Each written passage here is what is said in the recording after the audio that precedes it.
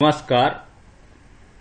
आज आपण class 10th mathematics part first मधील linear equations in two variables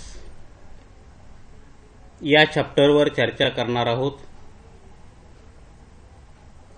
प्रामुख्याने आजच्या व्हिडिओमध्ये आपण general form of linear equation in two variables आणि सायमल्टेनियस लिनियर इक्वेशन्स या दोन आर्टिकलवर आज आपण चर्चा करू. त्यापूर्वी आपण linear equations in two variables कशाला म्हणतोय, त्याची डेफिनेशन काय आहे हे आपण पाहणार आहोत. खरं पाहिलं तर linear equation in two variables हे आपणाला 9th मध्ये झालेलं आहे. तरी आपण थोडं या ठिकाणी डेफिनेशन पाहू. an equation which contains two variables and the degree of each term containing variable is 1 is called a linear equation in two variables. Definition आपणाला यापूर्वी झालेली आहे. तरी या ठिकाणी दोन बाबी लक्षात ठेवा. an equation which contains two variables, equation having two variables, but there will be a one condition, that is the degree of each term containing variable is 1. त्या ठिकाणी अट काय दिलेली, टू व्हेरिएबल्स असावेत मान्य, परंतु ज्या टर्ममध्ये व्हेरिएबल्स आहेत त्या टर्मची डिग्री 1 असावी. And such type of equations are called linear equations in two variables असं आपण म्हणू शकतो. याचे एक्झाम्पल पुढे आपण पाहणार आहोत. आता या ठिकाणी लिनियर इक्वेशन्स इन टू व्हेरिएबलचा जनरल फॉर्म काय आहे. ax plus by plus c is equal to 0 या फॉर्ममध्ये linear equation in two variable असतं. ax plus by plus c is equal to 0. बऱ्याच वेळा विद्यार्थी जेव्हा सायमल्टेनियस लिनियर इक्वेशन्स सॉल्व करतात त्यावेळी त्या ठिकाणी आपण ax plus by is equal to c या फॉर्ममध्ये ते इक्वेशन जास्त वेळा लिहिलेले असतात किंवा आपण लिहित असतो. आणि त्यामुळे विद्यार्थी जनरल फॉर्म विचारल्यानंतर ax plus by is equal to c असाच बऱ्याच वेळा सांगतात. परंतु हे लक्षात ठेवा की कोणत्याही जनरल फॉर्ममध्ये इज इक्वल टू 0 आपण लिहित असतो. मग ते वन व्हेरिएबलचा ax plus b is equal to 0, linear equation in one variable त्याचा जनरल फॉर्म काय आहे, ax plus b is equal to 0. आता टू व्हेरिएबलमध्ये आपण काय केले, ax plus by plus c is equal to 0. तसंच पुढे क्वाड्रॅटिकमध्ये क्यूबिकमध्ये त्याचे जनरल फॉर्म त्याच पद्धतीने असतात, हे लक्षात ठेवा. तर पहा, ax plus by plus c is equal to 0 is the general form of linear equation in two variables. Here ABC are real numbers. ABC कसे आहेत, रियल नंबर्स आहेत आणि या इक्वेशन मध्ये x and y are variables. आणखी एक condition आहे की A B C are real numbers and A and B are not equal to 0 at the same time. एकाच वेळी ए आणि बी शून्य असणार नाहीत. कधी कधी आपण लिनियर इक्वेशन इन टू व्हेरिएबलची डेफिनेशन सुद्धा तशी देतोय की या फॉर्ममध्ये असणारी इक्वेशन्स, त्यामध्ये व्हेरिएबलची डिग्री काय असावी, त्याची कोएफिशियंट्स काय असावेत. वेगवेगळ्या पद्धतीनं आपण या ठिकाणी लिनियर इक्वेशन्स इन टू व्हेरिएबल्सची सुद्धा डेफिनेशन केलेली आहे. ठीक आहे. आता समजा याचं एक एक्झाम्पल घेतलं आपण, तर या ठिकाणी 3x - 4y + 12 = 0 हे इक्वेशन जनरल फॉर्ममध्ये देण्यात आलेलं आहे. हा जनरल फॉर्म कोणत्या इक्वेशनचा आहे? 3x - 4y + 12 = 0 is the general form of equation 3x = 4y - 12. आणखी एक वेळा लक्षात ठेवा, जनरल फॉर्म लिहित असताना सुरुवातीला एक्सच्या टर्म लिहा, नंतर वायच्या लिहा, नंतर कॉन्स्टंट्स लिहा, is equal to 0. Right hand साईडमध्ये 0च पाहिजे. सर्व टर्म तुमच्या लेफ्ट हँड साईडमध्ये पाहिजे. X Y constant. ठीक आहे. आता यानंतर आपण यावर आधारित एक ॲक्टिव्हिटी पाहणार आहोत. Complete the following table. आपल्याला या टेबलमध्ये वेगवेगळे 5 इक्वेशन दिलेले आहेत आणि आपल्याला प्रश्न विचारला, is the equation linear equation in two variables. दिलेलं इक्वेशन हे linear equation in two variables आहे का? आता आपल्याला यापूर्वी डेफिनेशन पाहिली, आणखी एक वेळा सांगतो की linear equation in two variables या ठिकाणी 2 कंडिशन्स असतात. टू व्हेरिएबल्स असावेत, टू व्हेरिएबल्स अँड लिनियर. लिनियरचा दुसरा अर्थ होतोय 1 डिग्री इक्वेशन. प्रत्येक टर्ममध्ये जे काही व्हेरिएबल्स आहेत किंवा व्हेरिएबल कंटेनिंग टर्म्स आहेत त्याची डिग्री 1 असली पाहिजे. या 2 कंडिशन ज्यावेळी ते इक्वेशन सॅटिस्फाय करील त्यावेळी ते linear equation in two variable असेल.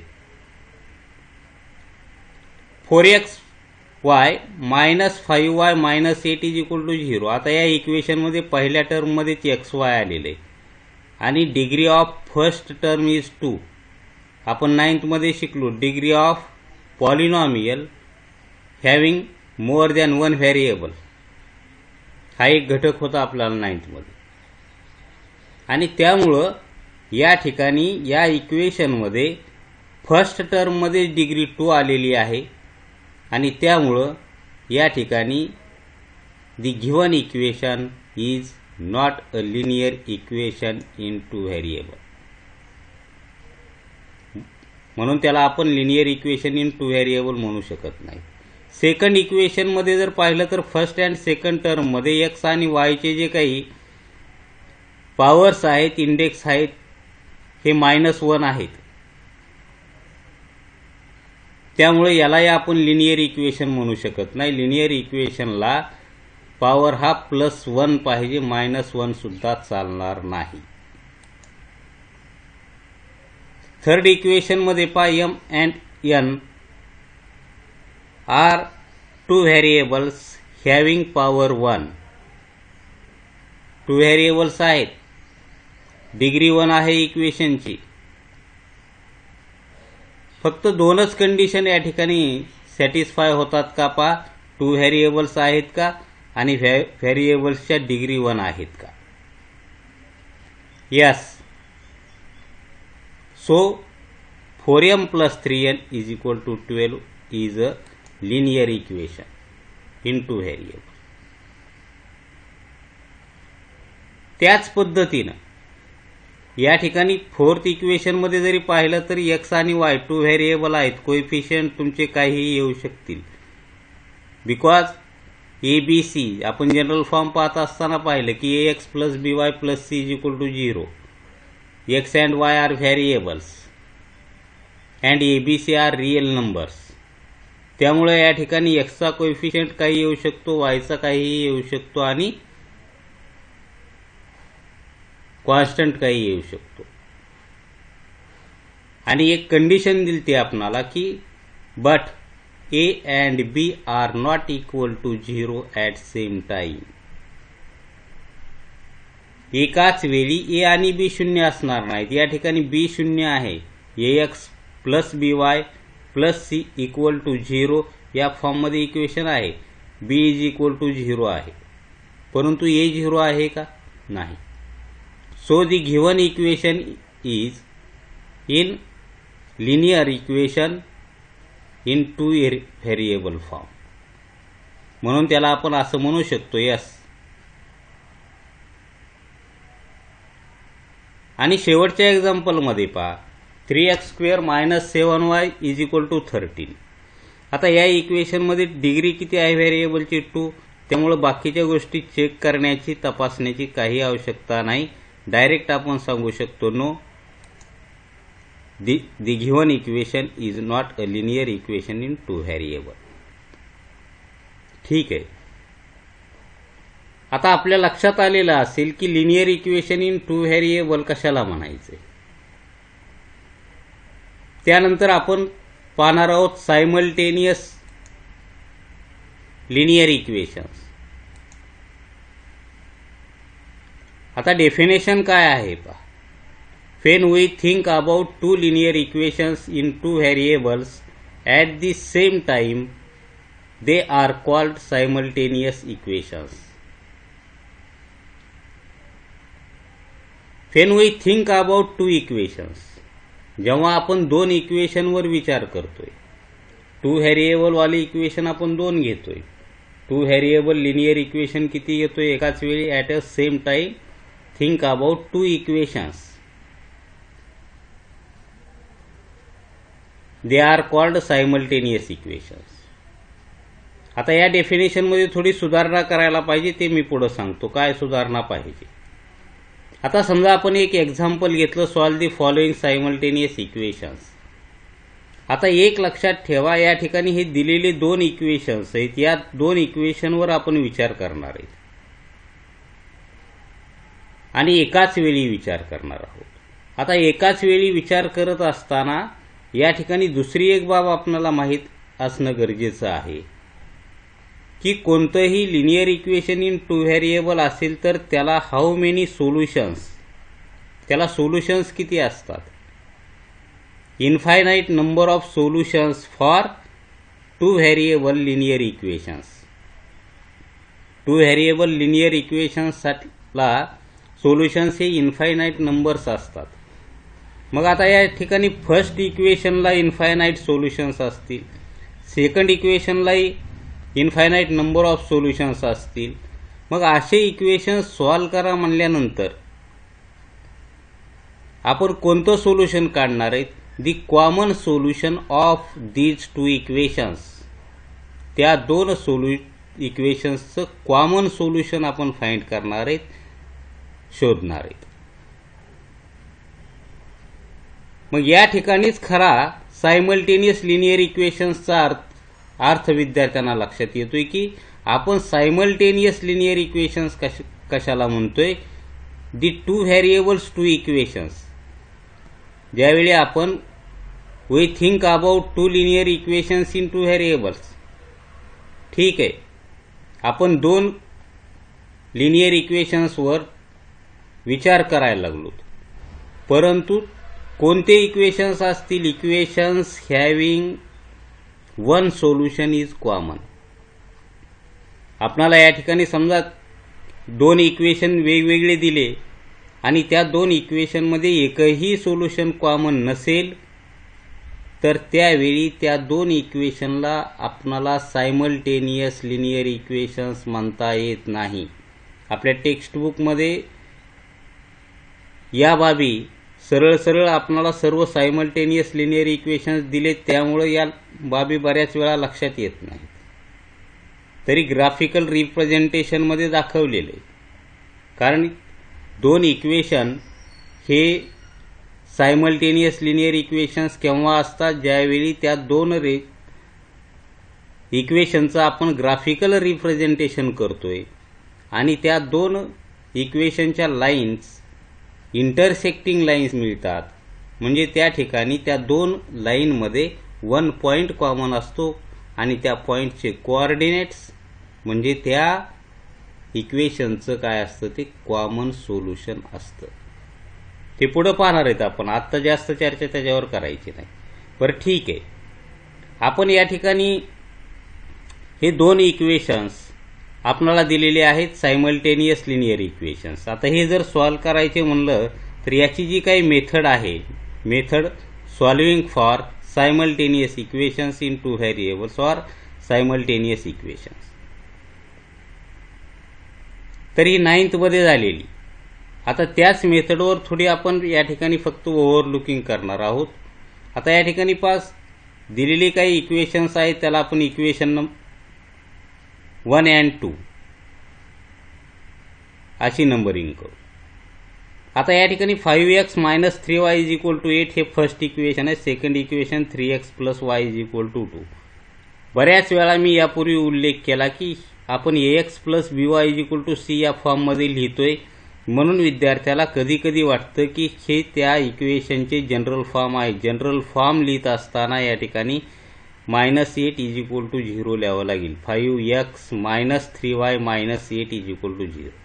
परंतु हे आपण method solving for simultaneous equations कुठल्याही मेथडनं सोडवत असताना मॅक्झिममली आपण त्याला ax + by = c या फॉर्ममध्ये लिहितोय. ठीक आहे. आता या ठिकाणी पहा, 9th मध्ये जी काही मेथड झाली, हे दोन इक्वेशन सॉल्व्ह करण्याची किंवा सोडविण्याची जी काही पद्धती आपल्याला माहित आहे ती कोणती आहे? तर या ठिकाणी इलिमिनेशन मेथड, आणि इलिमिनेशन मेथडमध्ये कुठल्याही एका व्हेरिएबलचं आपल्याला इलिमिनेशन करायचं, तो व्हेरिएबल डिलीट करायचा. आणि इलिमिनेशन मेथडमध्ये कंडिशन्स काय आहेत? जो व्हेरिएबल तुम्हाला इलिमिनेट करावायचा आहे त्या व्हेरिएबलचे कोएफिशियंट्स कसे असावेत? सेम असावेत. मग पहा, आता इक्वेशन 1 and 2 जर आपण ऑब्झर्वेशन केलं तर एक्सचे कोएफिशियंट सेम आहेत काय? नाहीत. वायचे कोएफिशियंट सेम आहेत काय? नाहीत. मग ठीक आहे, आपण असं ठरवू की आम्हाला वाय इलिमिनेट करावायचा आहे. मग अशा वेळी आपण काय करू की वायचे कोएफिशियंट समान आहेत का पाहूत? नाहीत. मग वायचे कोएफिशियंट जर समान करावायचे असतील तर आपल्याला काय करावं लागेल? इक्वेशन 2 ला 3 ने मल्टिप्लाय करावं लागेल. ठीक आहे.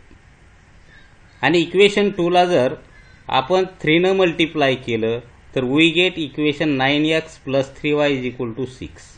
आपल्याला 9x + 3y = 6 हे इक्वेशन मिळेल. आता पहा, इक्वेशन 2 लाच आपण इक्वेशन 3 मध्ये कन्व्हर्ट केलेलं आहे, फक्त या ठिकाणी वायचे कोएफिशियंट या ठिकाणी इक्वल करण्यासाठी. आता 1 आणि 3 या दोनच इक्वेशनचा आता विचार करा, इक्वेशन 1 and 3. आता इक्वेशन 1 and 3 मध्ये वायचे कोएफिशियंट सेम आहेत, साइन अपोजिट आहेत, आणि अपोजिट साइन असताना आपण त्या व्हेरिएबलचं किंवा त्या टर्मचं इलिमिनेशन करण्यासाठी काय करतोय? ॲडिशन करतोय. साइन अपोजिट साइन असताना दोन कंडिशन्स आहेत. ठीक आहे.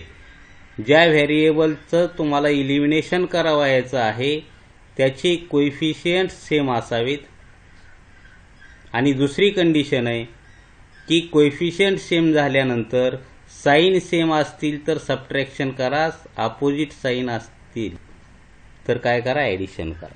बरं ठीक आहे, आपण 1 आणि 3चं काय करू? ॲडिशन करू. Now let us add equation 1 and 3. आता 1 and 3 जर ॲड केली तर 3y कॅन्सल होतील, -3y + 3y 0y होतील, 9x + 5x 14x = 40. मग एक्सची व्हॅल्यू काय मिळेल? 1 मिळेल. आता ही एक्सची मिळालेली व्हॅल्यू कोणत्याही एका इक्वेशनमध्ये सबस्टिट्यूट करा आणि वायची व्हॅल्यू काढा, जे सोपं वाटतंय ते. Put x is equal to 1 और substitute x is equal to 1 in equation number 2. आता 2 मध्ये जर आपण x ची व्हॅल्यू ठेवली तर y ची व्हॅल्यू काय मिळते पहा आपण सेकंड इक्वेशन लिहून घेतलेले. याच्यामध्ये आपण x च्या ठिकाणी व्हॅल्यू x ची 1 ही सबस्टिट्यूट करणार आहोत. 3 into 1 plus y is equal to 2 means y is equal to or 3 plus y is equal to 2, y is equal to 2 minus 3 मिळतील means y is equal to minus 1 मिळेल. Therefore x is equal to 1 and y is equal to minus 1. पहा तुमच्या लक्षात आलेलं असेल की elimination method नेमकं आपण एलिमिनेशन करत असताना काय करतोय आणि थोडं प्रॅक्टिस करा. प्रॅक्टिस केल्यानंतर तुमच्या लक्षात येईल. आणि ही मेथड आपण मॅक्झिमम ठिकाणी हीच मेथड वापरतोय. बाकीच्या ग्राफिकल मेथड असेल किंवा इतर कुठल्या क्रॅमर्स रूल असतील हे जास्त आपण वापरत नाही, परंतु त्याच्यावर आपण नंतर चर्चा करणार आहोत. ठीक आहे. आता आणखी एक एक्झाम्पल पहा. 99x plus 101y is equal to 499 हे एक इक्वेशन दिलेले आणि सेकंड इक्वेशन दिले 101x plus 99y is equal to 501. आता या दोन इक्वेशनचं जर ऑब्झर्वेशन केलं तर आपल्याला एक आढळून येतं की फर्स्ट इक्वेशनमध्ये एक्सचा जो कोएफिशियंट आहे तो सेकंड इक्वेशनमध्ये वायचा आहे आणि फर्स्ट इक्वेशनमध्ये वायचा जो कोएफिशियंट आहे तो एक्स दुसऱ्या इक्वेशनमध्ये एक्सचा आहे. आणि जर या फॉर्ममध्ये इक्वेशन्स असतील तर आपण एक मेथड या ठिकाणी वेगळी मेथड वापरतोय. ती कोणती? तर एक वेळा इक्वेशन 1 and 2 चे ॲडिशन करतोय. If and only if the coefficient of variables are interchanging in 2 equations, त्या दोन इक्वेशनमध्ये त्यांच्या सहगुणकांची अदलाबदल झालेली असेल, कोएफिशियंट जर त्यांचे इंटरचेंज झालेले असतील, त्याच वेळी फक्त त्या दोन इक्वेशनची एक वेळा ॲडिशन करा, एक वेळा सबट्रॅक्शन करा. ॲडिशन आणि सबट्रॅक्शनमधून एक एक इक्वेशन मिळवा. परंतु ही मी जी काही मेथड सांगायलो आपल्या टेक्स्ट बुक्समध्ये दिलेले काही एक्झाम्पल्स आहेत तेवढ्याला लागू होते. एखाद्या वेळी या ठिकाणी 499 501 या ठिकाणी जर आपण या ठिकाणी व्हॅल्यू चेंज केल्या तर ही मेथड सुद्धा वापरण्यास अडचण येते, हे लक्षात ठेवा. कारण ही जी मी काही मेथड सांगायलोय आता ही काही स्पेसिफिक एक्झाम्पलसाठी मेथड आहे, ही काही कॉमन मेथड म्हणता येणार नाही. ठीक आहे. मग आता आपण काय करू, इक्वेशन 1 and 2 चे ॲडिशन करून घेऊ. पाहू या दोन इक्वेशनच्या ॲडिशनमधून कोणतं इक्वेशन मिळते. पहा आपण इक्वेशन 1 and 2 हे काही मी जास्त सांगत बसणार नाही. ॲडिशन काय येईल, 200x plus 200y is equal to 1000. 200 ने डिवाइड करून घ्या, x plus y is equal to 5 equation number 3. या दोन इक्वेशनच्या ॲडिशन मधून आपणाला हे एक इक्वेशन मिळालेलं आहे, त्याला आपण इक्वेशन नंबर 3 म्हणलेले, equation number 3. Then subtract 1 and 2. मग आता या ठिकाणी काही कंडिशन नाही, 2 मधून 1 सबट्रॅक्ट करावं का 1 मधून 2 सबट्रॅक्ट करावं, कसंही केलं तरी चालेल, काही अडचण नाही.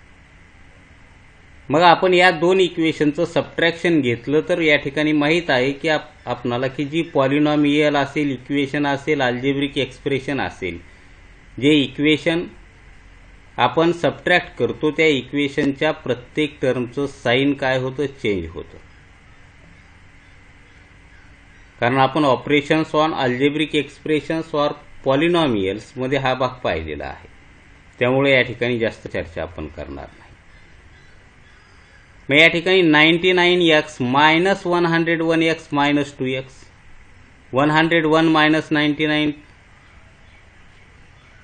2 means 101y minus 99y 2y and 499 minus 501 minus 2. आता या ठिकाणी आपण 2 ने डिवाइड करून घेऊ, इक्वेशन मिळेल -x plus y is equal to -1.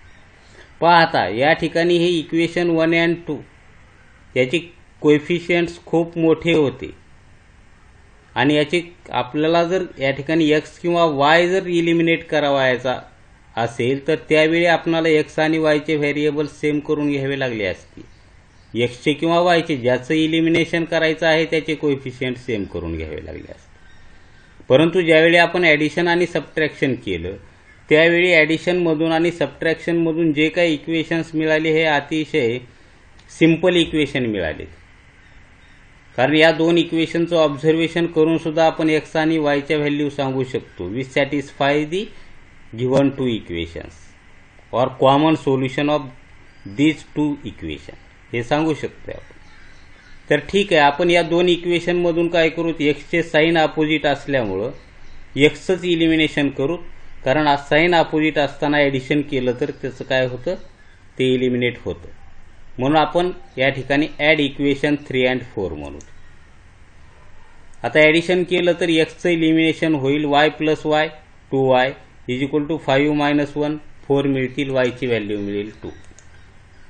ठीक आहे, आता वायची मिळालेली 2 ही व्हॅल्यू कोणत्याही एका इक्वेशनमध्ये ठेवा, 1 मध्ये 2 मध्ये 3 मध्ये 4 मध्ये, आणि एक्सची व्हॅल्यू कॅल्क्युलेट करा। Put y = 2 in equation 2। पहा यात इक्वेशन 3 आपण या थर्ड इक्वेशनमध्ये वायची व्हॅल्यू जर 2 ठेवली तर x + 2 = 5। आता x = 5 - 2 means x = 3, therefore x = 3 and y = 2। पहा किती सोपं आहे। आपण या ठिकाणी इलिमिनेशन मेथडनं या ठिकाणी दिलेले सायमल्टेनियस इक्वेशन्स काय केलेले, सॉल्व केलेले आहेत। तर या मेथड आपणाला 9th मध्ये झालेले आहेत, परंतु 10th मध्ये असेल किंवा आपणाला ज्यावेळी वर्ड प्रॉब्लेम असतील त्यावेळी आपण जास्त वेळा हीच मेथड या ठिकाणी वापरतो।